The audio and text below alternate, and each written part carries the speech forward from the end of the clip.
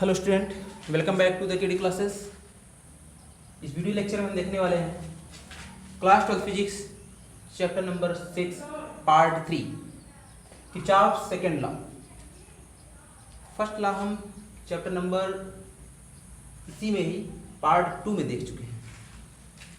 चलिए, Kirchhoff second law हम देखेंगे। यह नियम बताया गया किसी भी क्लोज्ड लूप, किसी भी इलेक्ट्रिकल सर्किट के क्लोज्ड लूप के लिए अप्लीकेबल है। कोई भी इलेक्ट्रिकल सर्किट है उसमें जो क्लोज्ड लूप के लिए एक किरचॉफ का वोल्टेज नियम अप्लीकेबल है। जैसे मान लीजिए ये आपका कोई सर्किट है,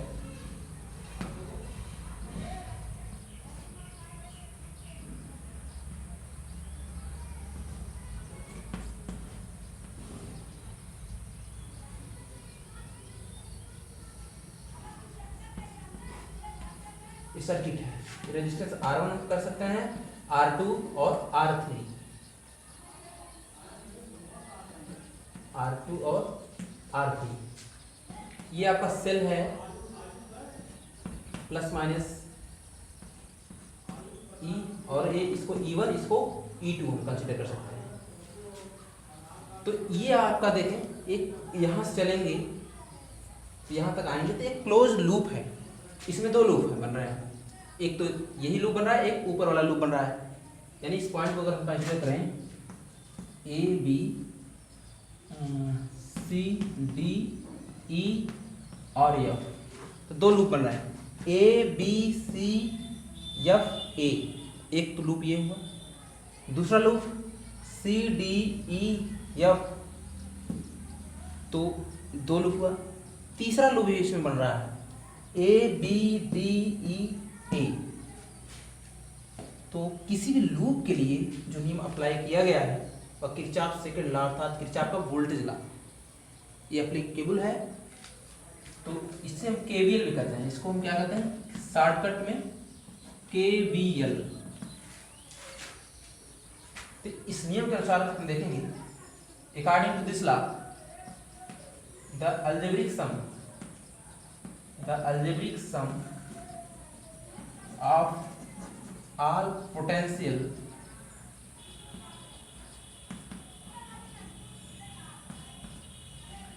drop and EMF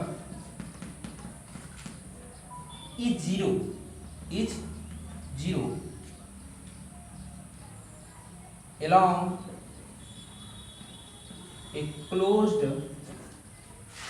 path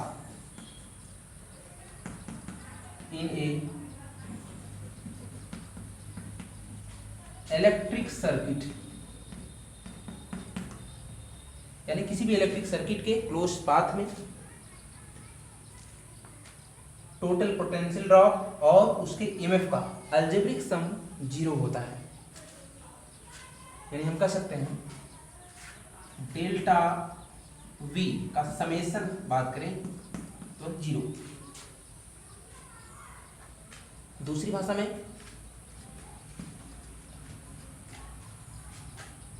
total EMF in any loop, for any loop total EMF यानी E1 और E2 को ऐड कर देंगे। Total EMF is equal to the multiplication of resistance and current in that loop. यानी आप लिख सकते हैं for any loop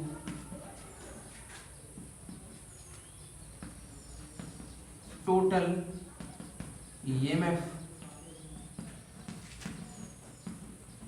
is equal to the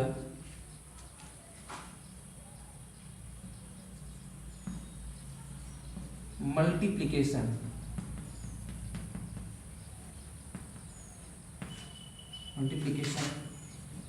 of current and resistance in it, यानी उस लूप में।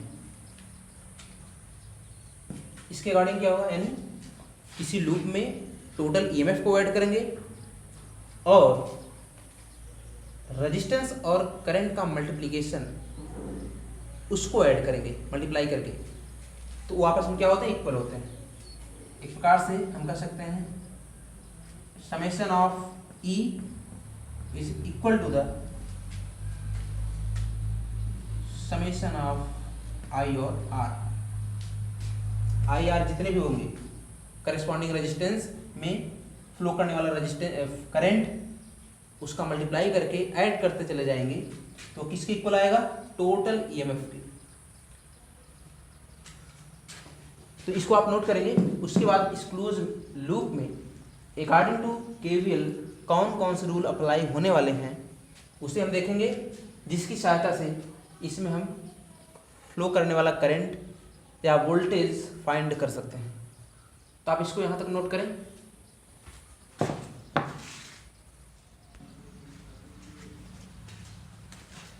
तो आप देखेंगे कि किसी भी क्लोज लूप में टोटल पोटेंशियल ड्रॉप और ईएमएफ का अलजेब्रिक सम क्या होता है, वो 0 होता है। तो हम टोटल ईएमएफ वो और टोटल पोटेंशियल ड्रॉप का ऐड करेंगे। तो मान लीजिए चलेंगे कहाँ से काउंटिंग करना चालू करेंगे। मान लीजिए किसी भी क्लोज लूप में ए बी सी एफ,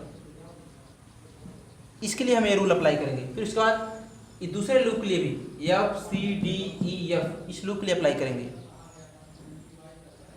तो उसके लिए कुछ रूल है, किस तरीके से हम वोल्टेज को जहाँ से भी ट्रैवर्सिंग करते हैं, यानी जैसे ए से हम चले तो जहाँ से हम ट्रैवर्सिंग करते हैं और जहाँ तक चलते हैं, यानी ए से चले फिर ए तक, तो उसके लिए क्या रूल अप्लाई करने वाले हैं, यानी उस हमारे ट्रैवर्सिंग का डायरेक्शन कैसा होगा, किस प्रकार होगा, और उसी के अकॉर्डिंग हम कैसे वोल्टेज का साइन या करंट और रेजिस्टेंस का मल्टीप्लिकेशन जो हो रहा है उसका साइन कैसे कैलकुलेट करेंगे, इसी को हम देखेंगे। पहले 4 रूल हैं उसे हम देखेंगे।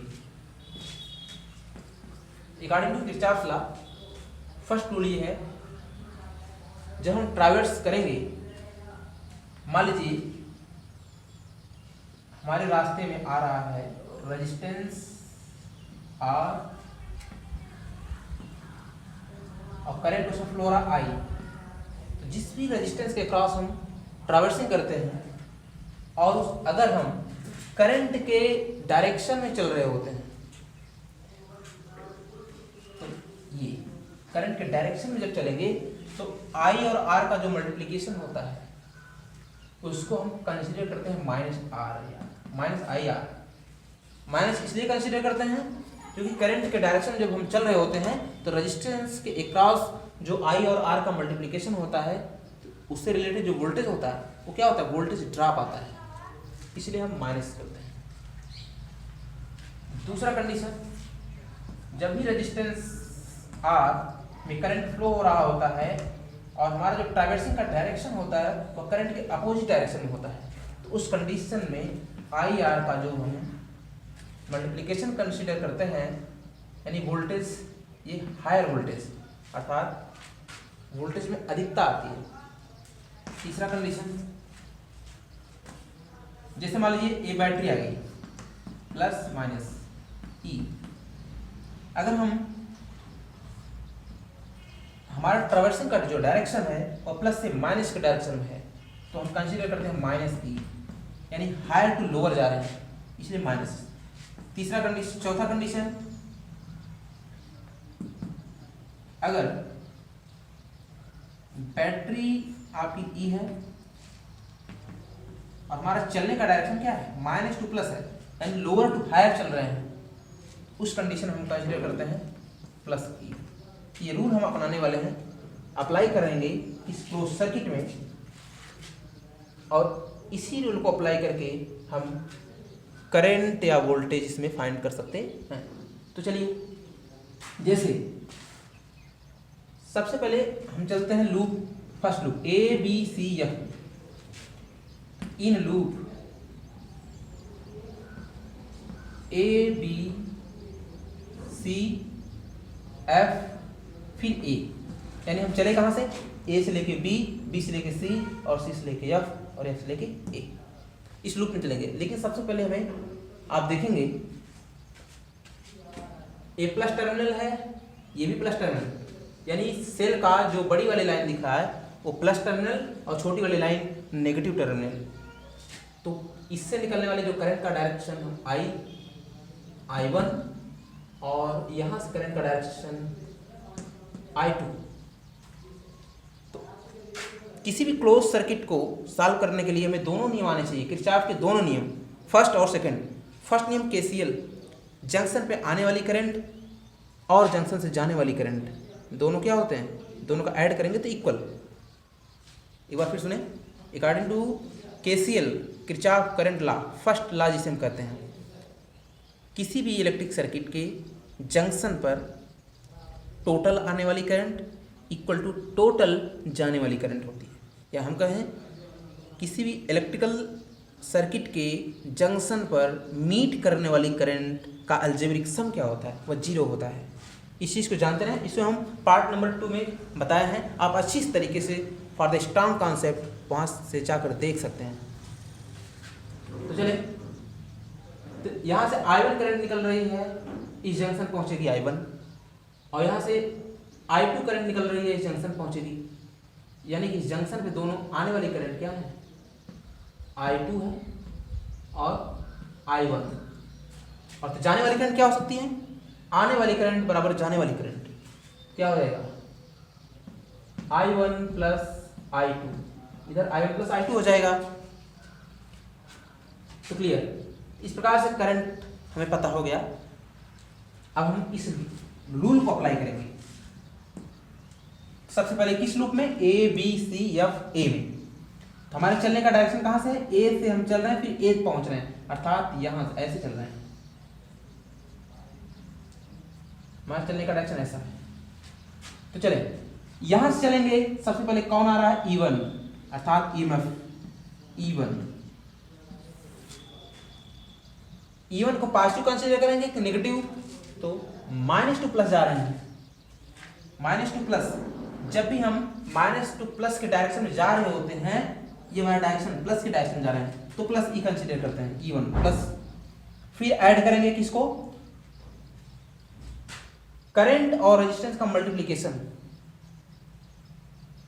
तो उससे रिलेटेड करंट के क्रॉस जो चल रहे हैं, करंट के डायरेक्शन में चल रहे हैं, उस रेजिस्टेंस के क्रॉस करंट के डायरेक्शन में जब हम चलेंगे तो दोनों का मल्टीप्लिकेशन, यानी करंट और रेजिस्टेंस का मल्टीप्लिकेशन जब करेंगे तो जो वोल्टेज ड्रॉप आता है, करंट के डायरेक्शन क्या आता है, वोल्टेज ड्रॉप।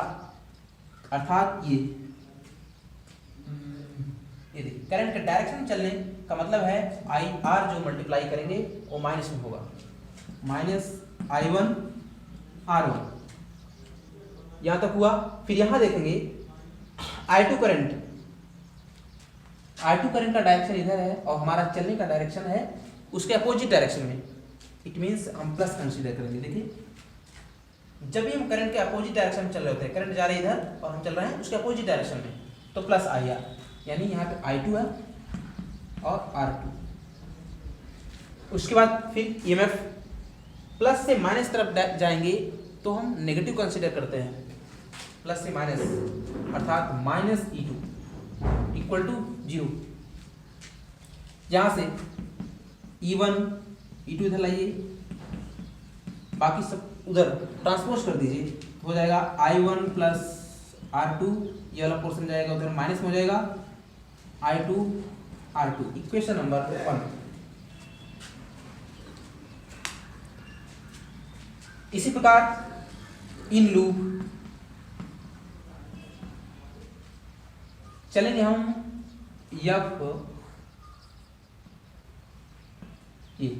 FCDEF, FCDEF, ये हमारा चलने का डायरेक्शन है। यहां से चलेंगे, सबसे पहले E2 -2 प्लस हम चल रहे हैं, अर्थात हायर, माइनस से प्लस चलेंगे तो प्लस लेंगे, और करंट का डायरेक्शन में चलेंगे तो वोल्टेज ड्रॉप आएगा, अर्थात माइनस कंसीडर करेंगे I2 और R2 को। यहां चलेंगे, यहां पे चलेंगे, करंट क्या है I1 प्लस I2, और ये करंट के डायरेक्शन में इसमें हम चल रहे होते हैं तो वोल्टेज ड्रॉप आएगा, इट मींस माइनस क्या I1 plus I2 into R3 into R3। तो इसको हम ऐसे लिखेंगे, सब उधर ले जाएंगे तो हो जाएगा I2 R2 माइनस क्या प्लस हो जाएगा I1 plus I2 R3। Equation number 2। इस प्रकार से इक्वेशन नंबर 1 और 2 को हम सॉल्व करके चाहे I1 या E1 E2 यानी हम वोल्टेज या करंट फाइंड कर सकते हैं। तो ये होता है किसी भी सर्किट को सॉल्व करने का एक तरीका, जिसमें हम इन चारों रूल को अपना करके इक्वेशन नंबर 1 या इक्वेशन नंबर 2 इक्वेशन बना करके उसको सॉल्व करके हम करंट फाइंड कर सकते हैं या वोल्टेज को फाइंड कर सकते हैं। तो आप इसको नोट करेंगे। इससे रिलेटेड हम कुछ क्वेश्चन देखेंगे।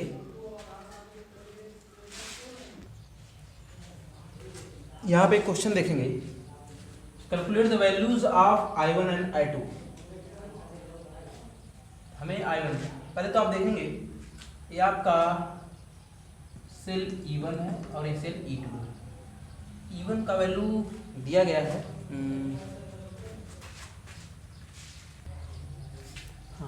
E1 का वैल्यू जो दिया गया है वो 12 वोल्ट मान दिया गया है। चलिए यहाँ पे हमें निकालना क्या है, करंट का वैल्यू I1 और I2 का वैल्यू। सबसे पहले हम सपोज कर ले रहे हैं इसको यहीं से A B C D और इसको E और इसको F। चलिए तो हम लूप में चलेंगे अकॉर्डिंग टू केवीएल रूल। उससे पहले हम करंट का डायरेक्शन सपोज कर लेंगे। यहाँ से करंट का डायरेक्शन मान लीजिए I1 निकलेगा, क्योंकि बैटरी E1 है, यहाँ से करंट का डायरेक्शन हम E1 सपोज करेंगे।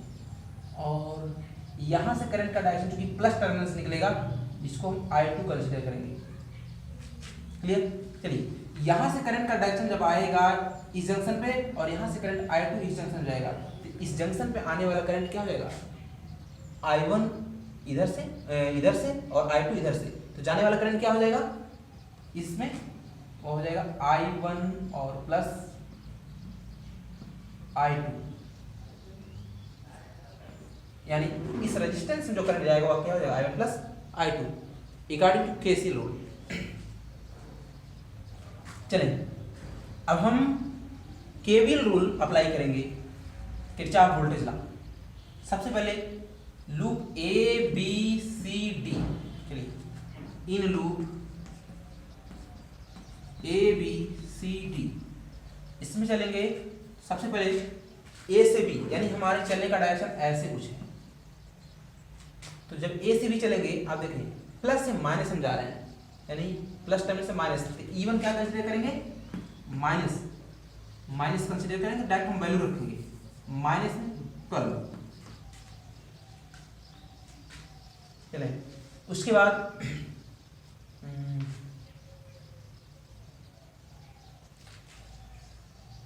करंट I1 और करंट का डायरेक्शन I1 इधर है और रेजिस्टेंस यानी हम करंट अपोजिट डायरेक्शन जा रहे हैं। करंट के अपोजिट डायरेक्शन जाने का मतलब ये है कि प्लस कंसीडर करेंगे I1 इंटू 2 ओम है यानी 2 है। ओके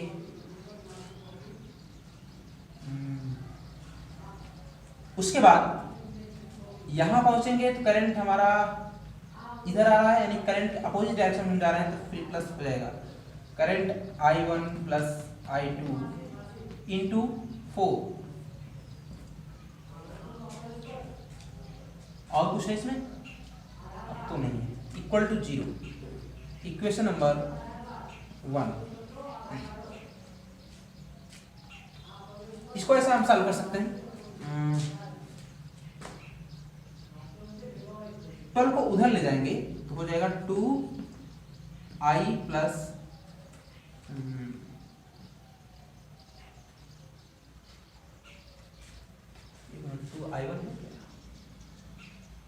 I1 प्लस I2 जिसमें 4 ओम है, इसमें करंट I1 है,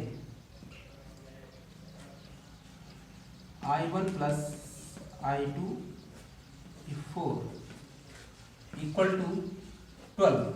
थोड़ा सा इसको हम करेंगे, 4 का मल्टीप्लाई करेंगे तो 4i1 प्लस 2 6i1 हो जाएगा और 4i2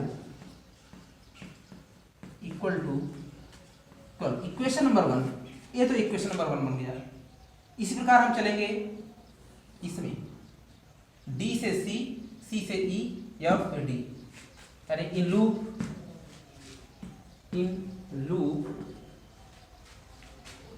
D C E F D।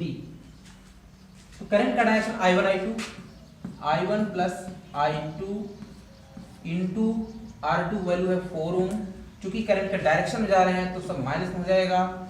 उसके बाद यहाँ पे आएंगे, ये तो करंट इधर जा रहा है, यानी इधर जो करंट आ रहा है I2 है, तो I2 जब करंट इधर आ रहा है, देखिए इधर से आप देखेंगे जब I1 I2 इसमें जाएगा तो यहाँ पहुंचेगा, तो I2 इधर चला आएगा, I1 ऊपर चला जाएगा। तो यहाँ से I2 जब इसमें जाएगा और डायरेक्शन क्या है इधर, तो उसके डायरेक्शन में हम चलेंगे तो वोल्टेज ड्रॉप आएगा, यानी माइनस I2 में 1, यानी 1i2, यानी ये हो जाएगा।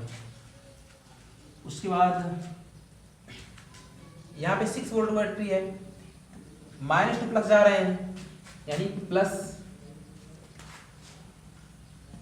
6, ये तो क्लियर हुआ, इक्वल टू 0। चलिए इसको हम लिख सकते हैं, इधर करेंगे -6 को उधर ले जाइए और इसको 4 का मल्टीप्लाई कर दीजिए। 4 का मल्टीप्लाई करेंगे तो ये हो जाएगा 4i1 4i2 और -i2 4i2, ठीक है, -4i1 हो जाएगा -4i2 -i2 इक्वल टू -6, ये हो जाएगा 4। आप देखेंगे हर जगह से माइनस माइनस है तो सब माइनस कॉमन करके कैंसिल कर देंगे। देखें अगर यहाँ हम इस टर्म से माइनस कॉमन कर लें तो माइनस उधर जाएगा, कैंसिल कर देगा, सब पॉजिटिव हो जाएंगे, यानी ऐसे 4i1। अब ये तो ऐड हो जाएगा, जब माइनस सब हट जाएंगे तो ये क्या हो जाएगा, plus 5i2 6। Equation number 2, equation 1 और 2 को सॉल्व करेंगे। इक्वेशन 1 और 2 को अगर हम सॉल्व करें, ध्यान दीजिएगा, एक टर्म को हमें कैंसिल करना है। मान लीजिए I2 वाले टर्म को कैंसिल कर देना है तो I1 निकल आएगा। तो क्या करें, इक्वल करना पड़ेगा। इक्वल करने के लिए इसमें अगर हम 5 का मल्टीप्लाई कर दें और इसमें हम 4 का मल्टीप्लाई कर दें, इसमें 5 का मल्टीप्लाई करेंगे तो आएगा क्या,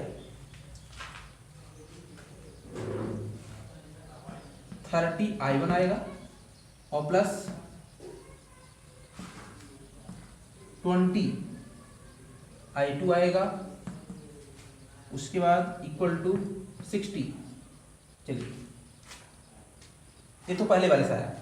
दूसरे वाले इक्वेशन में 4 का मल्टीप्लाई करेंगे, 4 का इसमें करेंगे क्या हो जाएगा, 4 4 जा 60i1 और प्लस यहाँ 20i2, ये 24। सब्ट्रैक्ट कर दीजिए, इसको सब्ट्रैक्ट कर दीजिए, ये कैंसिल, ये हो जाएगा 24i1 इक्वल टू 60 में से इसको सब्ट्रैक्ट करेंगे तो आएगा कितना, 36। तो I1 इक्वल टू हो जाएगा 36/24, यानी हम कैंसिल करेंगे इसको,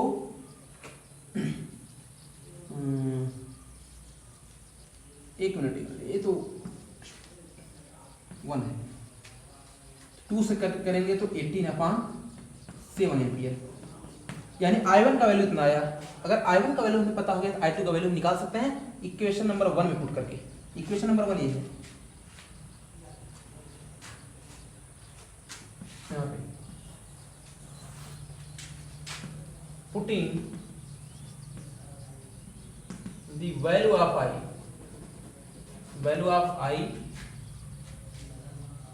I1 in equation number 1 number में हम करेंगे तो 6 into 18/7 plus 4 I2 equal to 12, तो हो जाएगा 108/7। 7 इसमें जाके एक प्रकार से मल्टीप्लाई करेगा। अब ध्यान देखेंगे, डायरेक्ट हम कर रहे हैं 18 सीजा 108 और 7 इसमें जाके करेगा 28 I2 अपान 7 जाके इधर हो जाएगा 84। ऐड करेंगे, थोड़ा सॉल्व करेंगे तो ये आएगा। तो 28 I2 इक्वल टू, इसको ले जाएंगे तो -108 प्लस 84,